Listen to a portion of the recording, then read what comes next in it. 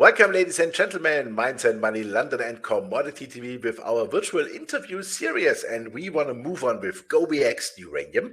And Daniel Mayer, the CEO, is here with us for an update. Hey, Daniel, good to see you. How are you? I'm very good. And yourself? Perfect. Thank you very much in the full recording stress. Yeah, we spoke on, I think it was 21st March, actually, this year. So it's a good 8 months ago. And yeah, some nice things happened with the company, of course. But first, let me start. I saw that you have like a swap with existing large shareholders worth 41 million Canadian dollars. So what happened there? Effectively, Denison halved their position in GoviEx. I think, we originally did a transaction, for people who remember, back in 2016, where we acquired all of Denison's African projects in exchange for shares, and Denison put in $1.2 million of cash at the time as well to help support us for at least 12 months.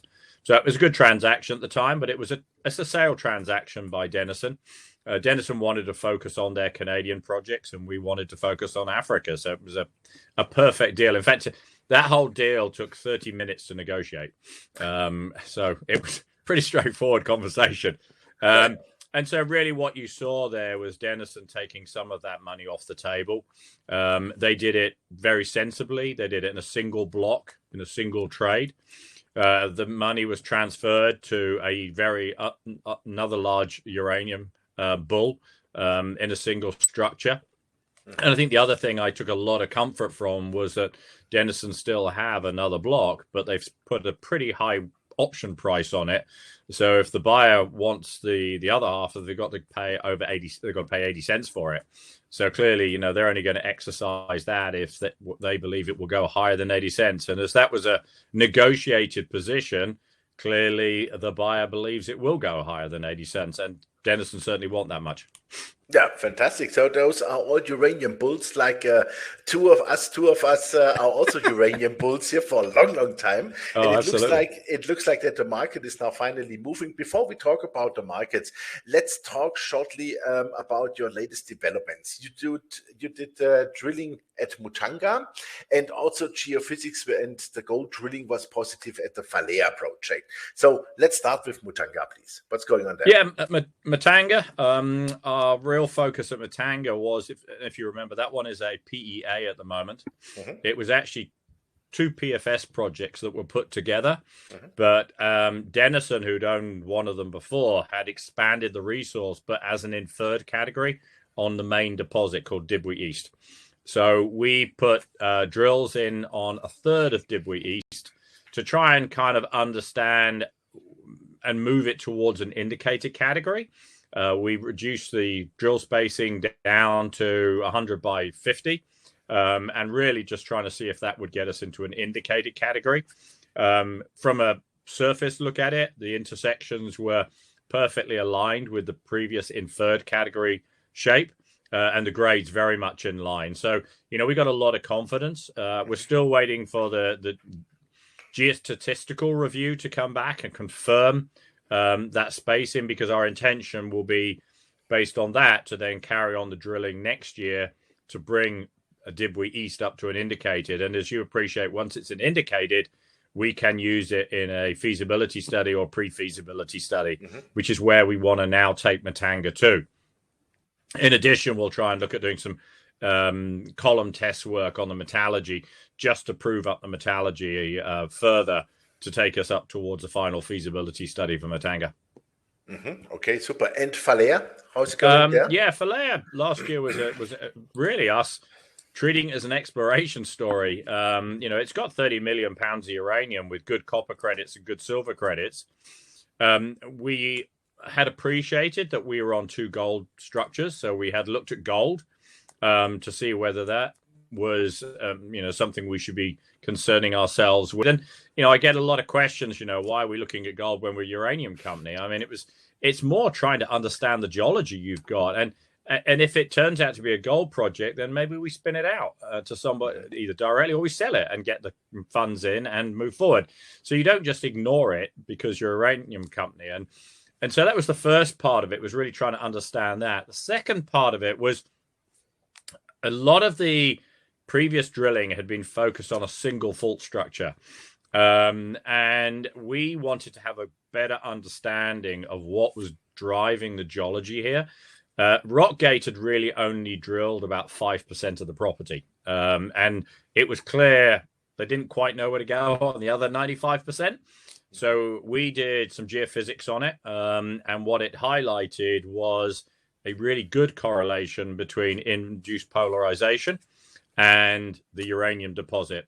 But also what it showed is that underneath the uranium deposit, we've got a big IP target sitting there as well, which is structured along the fault and sits right underneath the deposit. And imagine this is a sandstone hosted, so it's porous. The uranium, the copper, and the silver have all come up the fault and then get into this porous structure which just moved along it.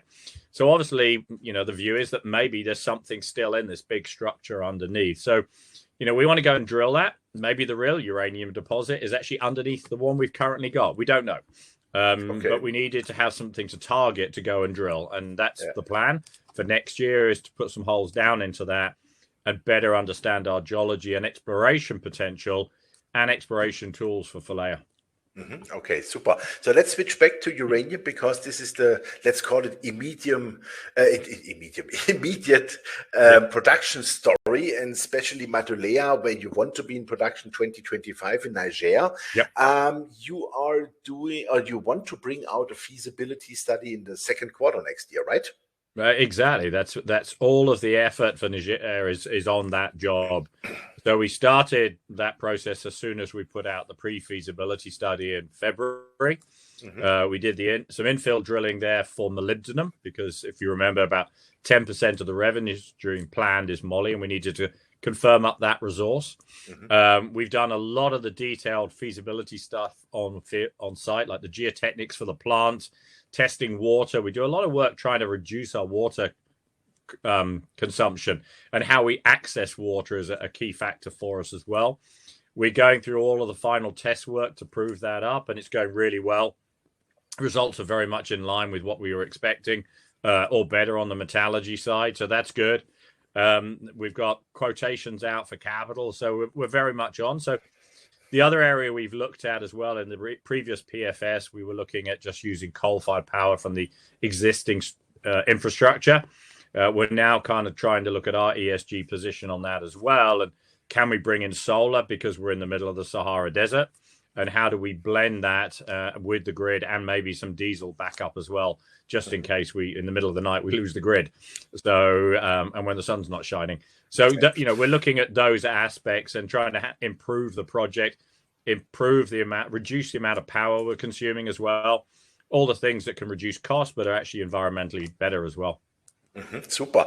And as far as I saw, the mining costs, let's call them around $35 per pound. So would be today's uranium price of 46, 47 already enough as an incentive that you really get that started? Or what is your, let's say, perspective for the uranium price to say, okay, now we really bring this into production. Now it makes really sense. Yeah. I mean, obviously, you can just look at the cost, but you've got to get a rate of return at the same time. So it's not obviously just straightforward. And there's taxation in there as well that you've got to take into account. So a number of other factors you have to build into that. But where we saw the reason we went into final feasibility study, because we had the confidence that we felt we had the confidence to push to final feasibility and spend the money to do that. I mean, they're not cheap. And if you're going to commit to it, you expect to have that market in front of you, because otherwise, if it defers for longer, you just got to go back and do it all again anyway. So you try and commit to it. So our position on the PFS was all done at $55. That was the number we put in the model. The rationale of that number was Cameco have always indicated that a number around $50 is what they were looking for under long-term contract to be able to restart McArthur River. Kazatomprom have always kind of said, we'll only increase our production when McArthur River restarts. So we kind of said, look, the logic here, if we looked at this industry long term, is that Cameco and Kazatomprom are probably comfortable with a $50 to $60 uranium price out there. Actually, if you look back in things like the Red Book, the long-term buy-in price from the utilities in North America is between $50 and $70. So it's not that far out. It's pretty flat. It doesn't really move a lot. So that's why we went in at $55. We said, look, if Cameco are restarting McArthur River, we've got to be able to get ourselves engineered to be able to compete with that and get in earlier than a lot of the other projects that are around the world as well. So that's kind of where we came to. And so on top of that, since we spoke, we've also brought in a head of uranium marketing, a guy who's got well over 30 years of experience in selling uranium. I've now spoken to pretty well every single utility in the US and Canada and in Europe. And Chris keeps up the communication on all of that. And so, you know, we're now very much in that process. And once we get the FS out of the way, then he can really kick into gear and start negotiating contracts for us. Okay, super. How do you think the landscape might change as the Chinese just said they want to build 150 nuclear power plants within the next 15 years? I mean, this is something nobody had on the counting, maybe. They had already said they were going for what, from 57 up to 70 by 2030, 2025. They were looking at 120 by 2030. They were looking at 240 by 2040. So much of that was already in there, and the scale of what they were looking at was kind of in there. So, you know, that's why, you know, the WNA had increased their production, their demand from 2% to 2.6% between now and 2040. You know, that's why the WNA forecast has a great big hole in it. After about 2030, there's a big supply gap where nothing fills it, not even if they put all the restarts in and the existing projects. You know, and there is one of the problems that, you know, it's not just about the demand side, the supply side is struggling to keep up.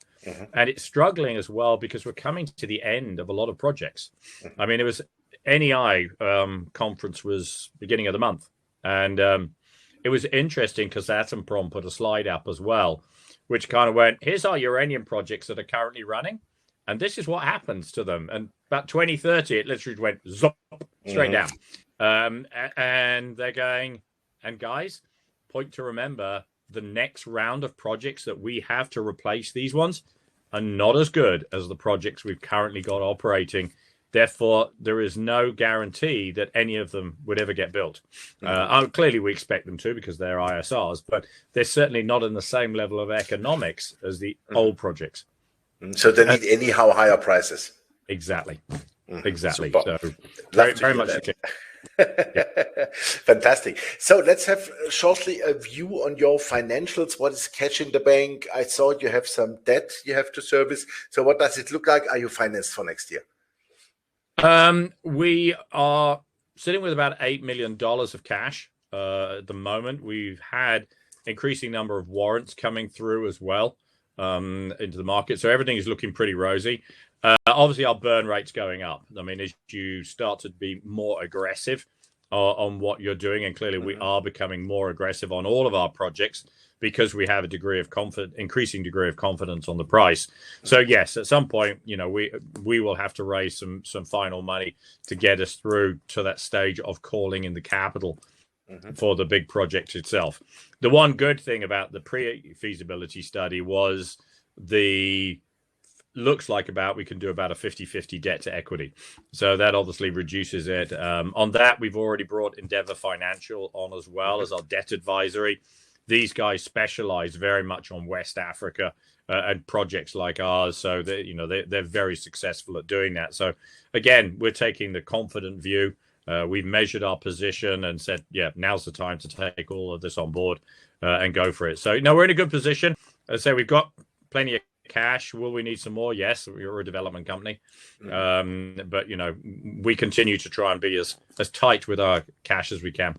Super. What is your personal opinion about uranium price? Do you want to give us a little bit of a prediction? That's what I'll probably be wrong, which would be a good thing and a bad thing, probably. The one comment I would say is we've always been talking about the fundamentals, and yes, Sprott came in and has shaken up the market, but I think that shake-up has been a constructive shake-up insofar as, in my view, what they've managed to do is take the spot price from where it was at $30 up to 45. And the key factor about that, it was very hard for the utility buyers to negotiate the contract levels that the producers wanted, 45 plus, when the term contract was down at 30. They can now do that because they can see where the price is. So that's, I think, is the biggest benefit that Sprott has made, is it's moved the spot price up to where the utilities and the producers, the current producers, can have a conversation on term contracts. Mm-hmm. The other thing it's done is caused a lot of the utilities to now start looking at long-term contracts and are testing the water with their RFPs. And the amount of RFPs is getting faster. And that is really where what is going to ultimately drive the price. I think this year we're probably going to come out at the end of the year where we are. One point I will make is when the spot price hit $50 about 3 months ago, the long-term price forecast was $55 for 2025, which is when we would go into production. Mm-hmm. So it is very doable. I think next year we will just see a continued acceleration of this price, and I would not be surprised if next year we do not see at least a $50 and possibly a $55 contract price being guaranteed out in the market, because I think that's where we're getting to. What spot does, less of my problem. I'm more worried about what the term contracts do. Super, perfect, Daniel. Thank you very much for the insight and update. All the best for you. Merry Christmas. And I think we are on the same page here. Uranium prices will rise. Thank you very much. And yeah, early Merry Christmas to you. Thank you very much. Yeah, ladies and gentlemen, that was Mines and Money London Commodity TV for you with GoviEx Uranium and Daniel Mayer, the CEO. Yeah, you heard it. Company is in great shape, prepared for the next uranium bull market, which has already started. 2 fantastic projects in Africa, plus a gold project, enough money in the bank by now. Of course, they certainly have to raise something because they want to go really fast and accelerate next year. So big year next year for the company. If you like uranium and you are a uranium bull, check out the company. Thanks for watching us, and bye-bye from Switzerland.